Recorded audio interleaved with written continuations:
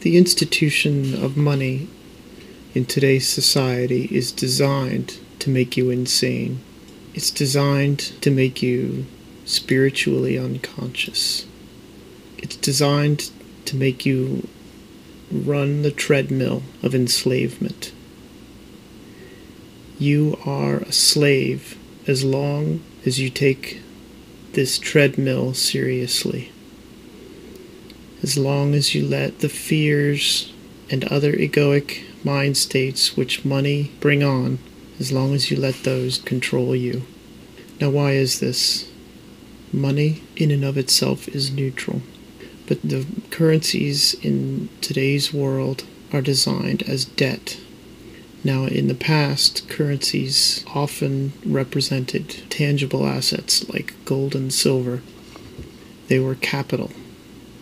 However, currency today, such as the dollar or the euro or many other currencies, do not represent tangible goods, tangible assets.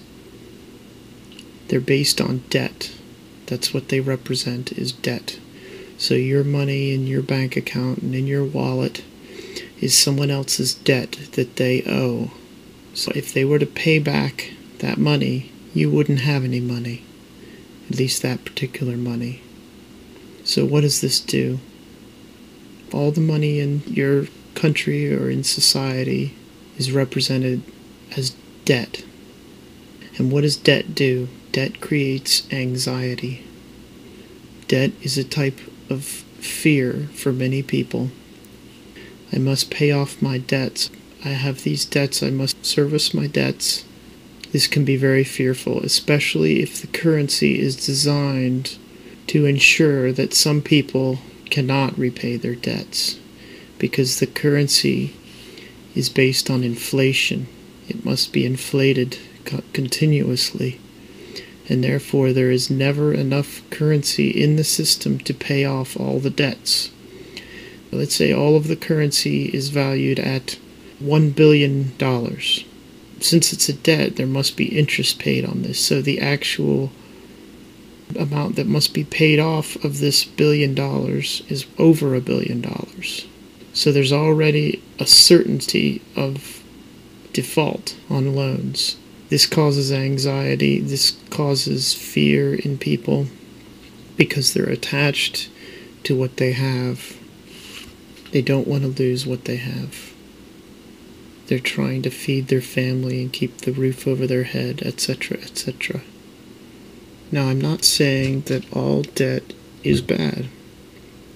I'm saying that a currency that is designed to put everyone in society in a certain degree of fear is going to cause a lot of anxiety in the society, a lot of fear, and this comes out in many ways in the TV shows we like, in how we treat each other, in our work environment, because the fear of not being able to pay off our loans to support this currency. The currency wouldn't exist without debt.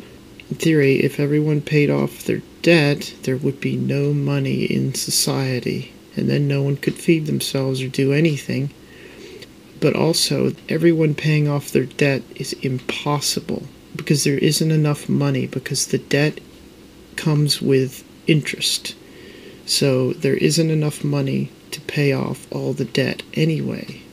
This puts you on the treadmill of enslavement to the currency. Now, why would a currency be set up like this? This seems insane.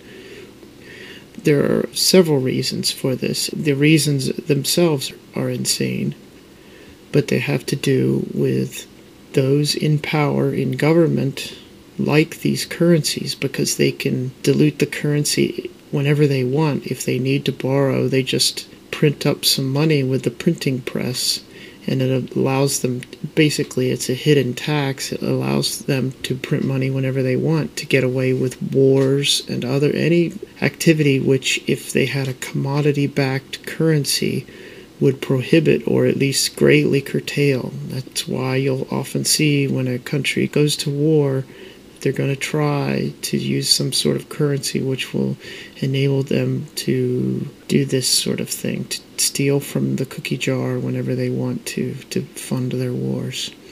If a society actually had to pay for the war directly, there would be protests, maybe riots, that sort of thing, because the increase in tax would be immediate. People, they would be aware of it right away because it would be a shock to their system.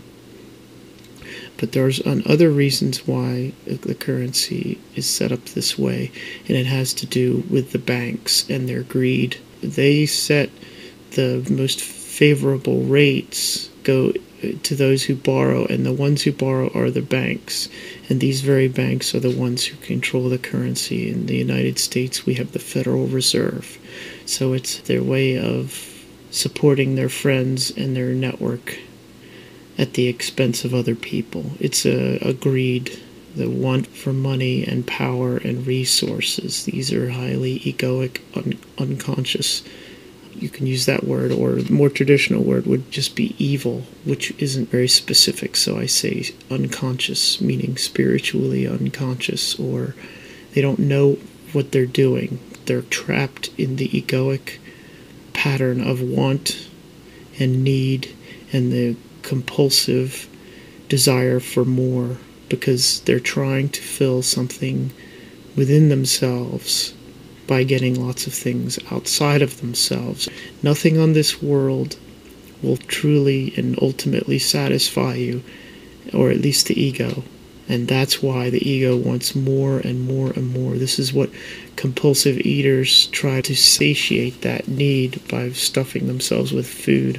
Compulsive shoppers, they realize that the high of getting doesn't last long.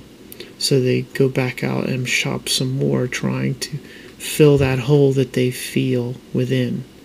So this currency system is designed in a similar way for those in power who have partnered with your government. Your government's also in power. It's a partnership, otherwise known as corporatism, not capitalism, but corporatism. And it is one that is insane. Well, I hope you've learned something. Thank you.